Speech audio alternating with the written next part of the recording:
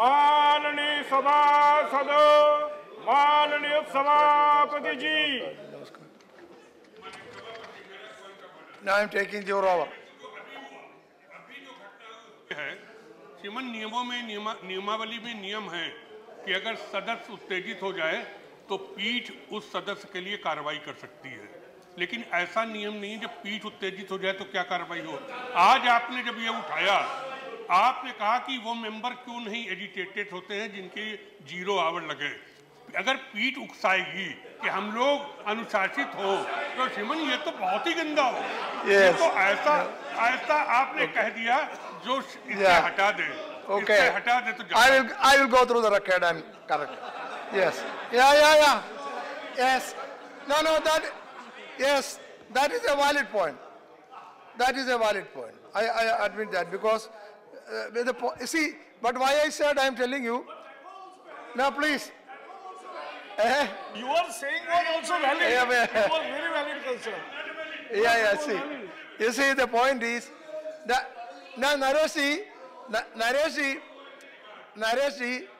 but those who members who sit here, those are given 0 hour notice, but they come to me and they fight before me for the 0 hour notice. So if they can do that there, why not do that here? Member Ekta Jindabad. Okay. Yes, I will go through the record. If there is anything which incites the members to agitate, then I will expunge it. Okay. Now Sri Hussain Dalwai, yes, Hussain Dalwai. Chalo. Sir मैं ये 0 hour के जरिए Kanimani ji, you is not here. You repeat notice tomorrow. We'll consider it. Yes. Sir 0 hour के जरिए Virendra Kumar ji also may repeat the notice for tomorrow, not today. Yes, please. Sir thank you so much. मैं 0 hour के जरिए press के ऊपर और media के ऊपर, इलेक्ट्रॉनिक मीडिया के ऊपर जो हल्ला हो रहा है और ये सारा अनडेमोक्रेटिक मामले हो रहे हैं, इसके बारे में आपके निदर्शन में लाना चाहता हूँ। इकोनॉमिक और पॉलिटिकल वीकली एक बहुत ही अच्छा वीकली है जो कई सालों से चल रही है और कई रिसर्च पेपर वो देते हैं। हर वीकली में उनके 2 रिसर्च पेपर आते हैं। वैसे 2 रिसर्च पेपर परंज गुहा ठाकुरदा ने दिए थे जिसमें अदानी के ऊपर आर्टिकल लिखा गया था और 500 करोड़ उनको किस तरह से फायदा हुआ इसके बारे में सरकार ने कैसी मदद की वो उसने एक आर्टिकल में लिखा। दूसरे आर्टिकल में 100 करोड़ 1000 करोड़ सरकार के कैसे किस ढंग से डुबाए गए इसके बारे में लिखा गया है। उनके ऊपर वो ट्रस्ट के ऊपर बड़े पैमाने पर दबाव लाके ट्रस्ट को उनको हटाने का मामला हो गया। ये बहुत ही बुरी बात है। ये इस तरह का डेमोक्रेसी को कील करना बिल्कुल गलत बात है। ये हमारे निखिल वाघे महाराष्ट्र में बड़े प्रसिद्ध और सीनियर जर्नलिस्ट हैं। 1 मई को उनको भी हटाया गया है और उनका 20 जुलाई से दूसरे तरफ हो गए, वहाँ भी उनको हटाने का काम हुआ है। सप्रेस इस तरह से किया जा रहा है। 2-3 जगह वो थे लोकमत में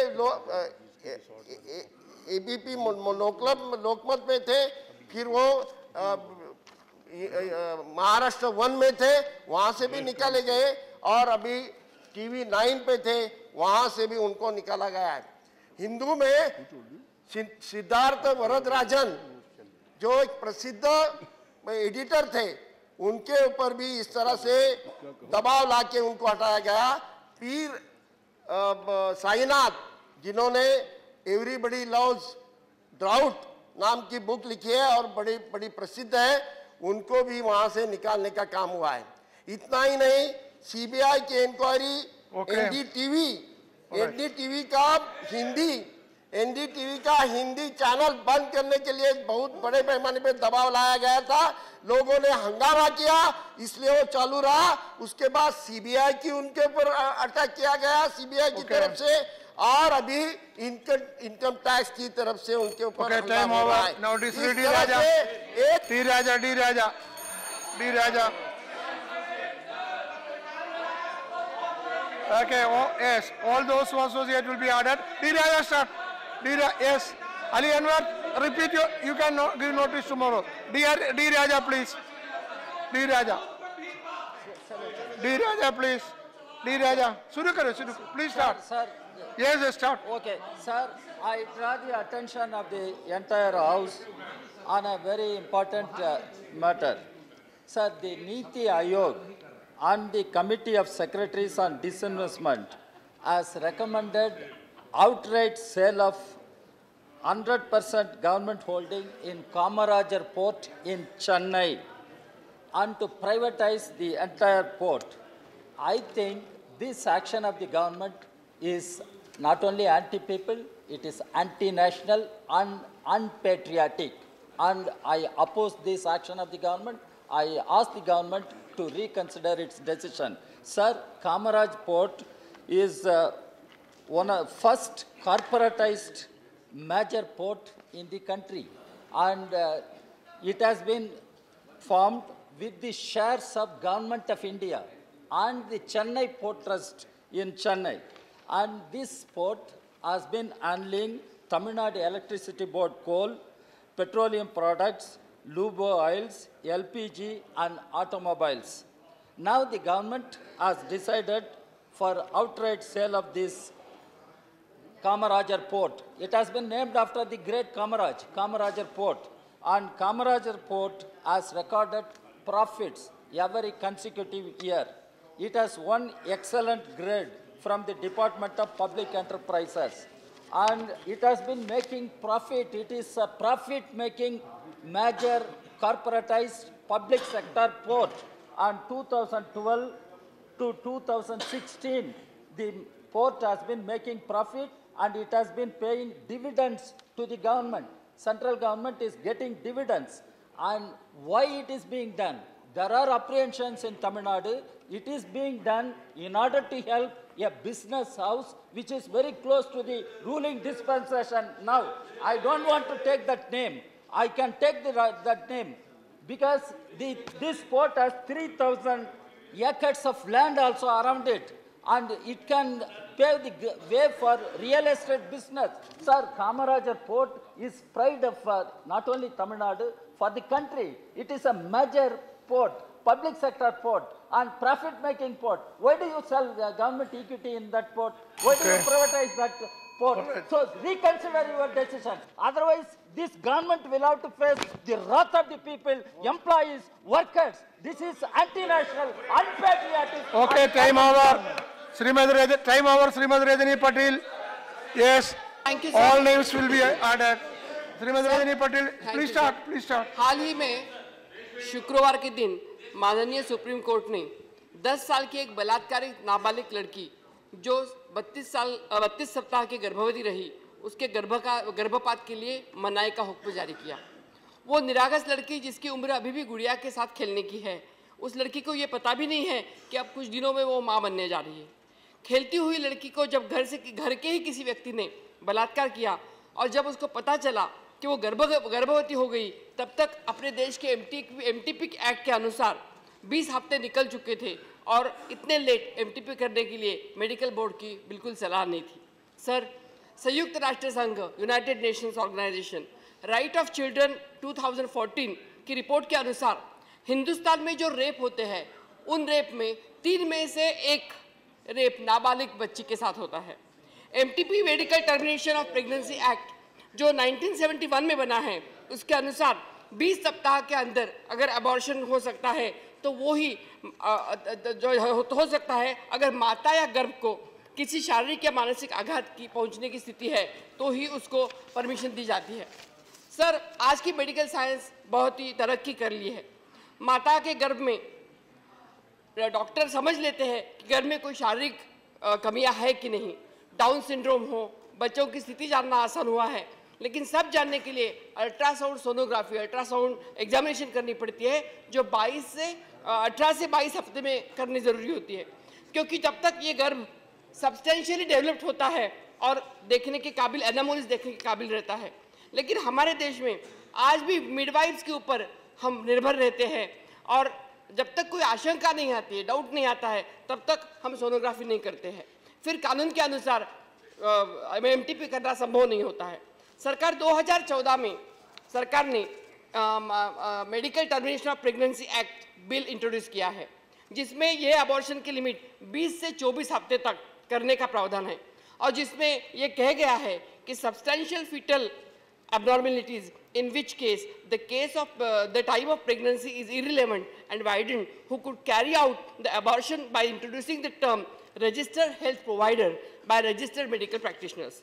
दुर्भाग्य से ये मेडिकल टर्मिनेशन प्रेगनेंसी 2014 का अमेंडमेंट बिल अभी तक ठंडे बस्ते में पड़ा है। ये सुना जा रहा है कि पीएमओ ने, प्राइम मिनिस्टर ऑफिस ने भी ये प्रस्तावित बिल वापस कर दिया है, और इसके साथ ये भी सुनिश्चित कर दिया है कि एमटीपी 1971 को ज़्यादा से ज़्यादा सख्ती से लागू किया जाए। सर, हालांकि WHO का अनुमान है कि एबॉर्शन कानून की सख्ती से होना कम नहीं हुआ है, बर्थ रेट कम नहीं होना है। मैं आपके द्वारा ये 10 साल की बलात्कार एक लड़की को लेकर आपके द्वारा मैं सरकार से दरख्वास्त करना चाहूँगी कि जो MTP amendment act bill 2014 amendment के लिए आपके पास आया है, उसको अमेंड किया जाए। इतना मैं आपके बात Shrimati Ambika Soni can take 1 minute to associate. Yes. Yes, all the names may be added, all the names. Srimati Ambika Soni. Ambika Soni has given notice. You sit down. Sir, I would She like can to talk 1 minute. add to the honourable member's intervention by saying that law is meant for human beings. Human beings cannot be made to fit the ambit Very of law. correct. In this case, if you are granting life to a 10-year-old because you're not allowing her to abort, what type of a life are you predicting for her? I want to know from the government. You are very correct. The Supreme Court has said that they should have one board which avoids people from going to district court, as in the case of this 10-year-old, or to a high court and then to a Supreme Court. Time flies, and they pass a 20 or 24-week time frame. So are they planning to have a medical board in every state as recommended by their lordship, so that this time poor people take to go from court to court can be minimized? I also want to know, as she said, that last 3 years, the Abortion Amendment Act 71 is lying there in the annals, in the archives of the ministry, and they are not bringing it to them. This is extremely important, because in the last few weeks, the Supreme Court has had 7 such cases, which each one more, which causes anguish than death. Okay. I think Minister is here. Do you like to react? No? But anyhow, it's a serious matter. We are looking into the matter. Yeah. See what can be done. Okay. All right, that's enough. Tiruchi Shiva. No, it is very clearly said. Tiruchi Shiva. Sir, thank you, sir. Tiruchi Shiva. Bolo. Sir. No, you say that. Sir, the holy city of Vrindavan has now become the destitute home of the widows in India, sir. Sir, as per the census 2011, out of the total number of widows in India, 11% are living in Uttar Pradesh. Sir, the National Women's Commission's report in 2010 with regard to the widows in Vrindavan has observed that 78% of the destitute women in Vrindavan are widows. So the families of these widows have left them in Vrindavan to live on their own, sir. So they depend totally on the state, the ashram and the pilgrims. Most of them are illiterate and they find it difficult to find a job. So they mortgage whatever assets they have. They even indulge in begging, and many of them are involved in prostitution also. Sir, their families, they even send their children out for a job for their survival and existence. And every day they are suffering for their food and shelter. But Shivaji, sorry for interruption. One sentence that many of them are involved in that is deleted. Because why should they be? It is no. You can't say that. Okay, sir. That sentence is deleted. Author delete. That is deleted. Expunged. That is expunged. Say they undergo exploitation and harassment. No. Whatever may that I am so much expunging, even though nobody else, because the Ministry of Women and Child Development had launched a rehabilitation scheme for the widows Swadhar. A report published by the National Commission for Women on the review of the functioning of rehabilitation homes under the Swadhar scheme stated that the shelter homes run under the scheme are not appropriate. The rooms were cramped and there were no proper toilets and kitchen facilities. There is no legal assistance provided to the widows for claiming their rights of maintenance and inheritance. There is no efficient rehabilitation plan put in place under the scheme. The government needs to focus the status of widows in Vrindavan who have been deprived of basic human rights because of their gender and widow status. The state should be sensitive and understand that these women are dependent on the state and for their survival, and they have been deserted by their kith and kin. It's a need of the hour to look into the deplorable living condition of these widows and provide them with necessary aid to restore their dignity and respect. Sir, I urge the government to conduct an appropriate study to the living conditions of the widows in Vrindavan and revamp their policy measures to address their issue in a more serious manner, sir. It is important for the state to structure relevant schemes which address their requirements and provide change in the consciousness of the people in the country towards the widows, sir. I think we are living in a civilized society and it must be approached in a humanitarian consideration that widows are to be taken care of. Thank you very much. K. Soma Prasad. Yes, all the names will be added. Yes, Soma Prasad. I would like to submit the following serious matter before this House and government, sir. The World Athletic Championship will be held in London from August 4 to 13. The Indian team, which is participating in the meets, was selected by the Indian Athletic Federation. This year, several criticisms raised from different corners that the selection process was not fair and transparent. It is believed that the office bearers of Indian Athletic Federation have made some foul play in the selection of the team.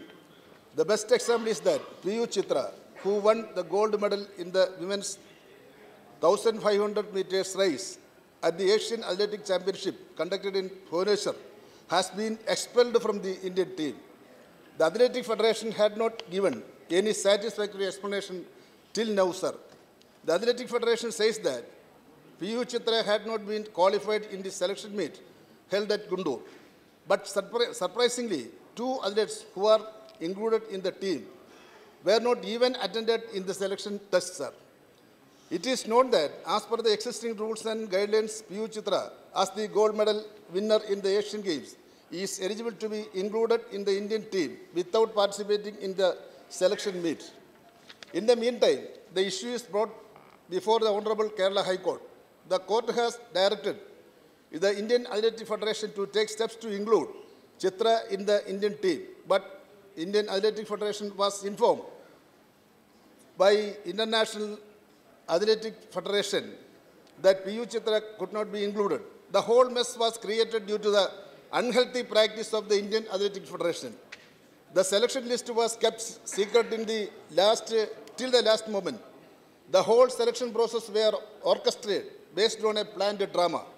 The Indian team now include 26 sports persons and 16 officials.